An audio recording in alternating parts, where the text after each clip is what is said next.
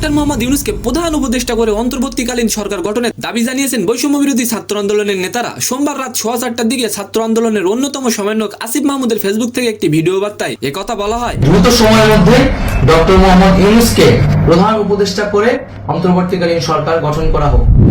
Doctor Mohammad ইউনূসও বাংলাদেশকে রক্ষা করতে সম্মত হয়েছেন। অন্যদিকে মঙ্গলবার 6 আগস্ট সকালে সাকিব খান তার ফেসবুকে লিখেছেন, ছাত্র আন্দোলনে যুক্ত সবার চাওয়া পূরণ হয়েছে, অভিনন্দন সকল ছাত্রদেরকে। সালাম নমস্কার দোস্ত। 52, 69 ও 90 এর মতো 2024 সালেও গণ আন্দোলনের নেতৃত্ব দিল ছাত্ররা। ছাত্র আন্দোলন কখনোই পরাজিত হয়নি, আবারও সেটা প্রমাণ করে দিল ছাত্ররা।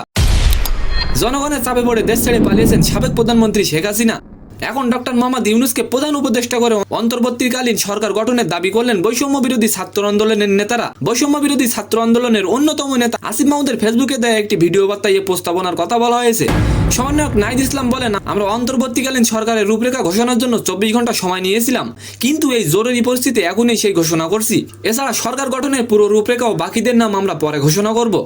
অন্যদিকে চিত্রনায়ক সাকিব খান বিজয়ী ছাত্রদের শুভেচ্ছা জানালেন। সাকিব খানের ফেসবুকের পেজ ঘাটলে দেখা যায় শিক্ষার্থীদের সঙ্গে পুলিশের রক্তাক্তে তিনি শুরুতে প্রতিবাদ জানান। এর আগে শহীদ মিনারে গণজামায়াতে মানুষের পক্ষে পোস্ট করেছিলেন তিনি। সাকিব খান বলেন, সারা দেশে লুটপাট ও রাষ্ট্রীয় সম্পদের ধ্বংস করা হচ্ছে, এসব থেকে বিরত থাকার আহ্বান জানিয়েছেন তিনি। তো সম্মানিত দর্শক, আজকের ভিডিওটি কেমন লাগলো অবশ্যই কমেন্ট বক্সে জানাবেন। আর ভিডিওটি যদি ভালো লাগে অবশ্যই একটি লাইক দিয়ে আমাদের চ্যানেলটিকে সাবস্ক্রাইব করে দিবেন।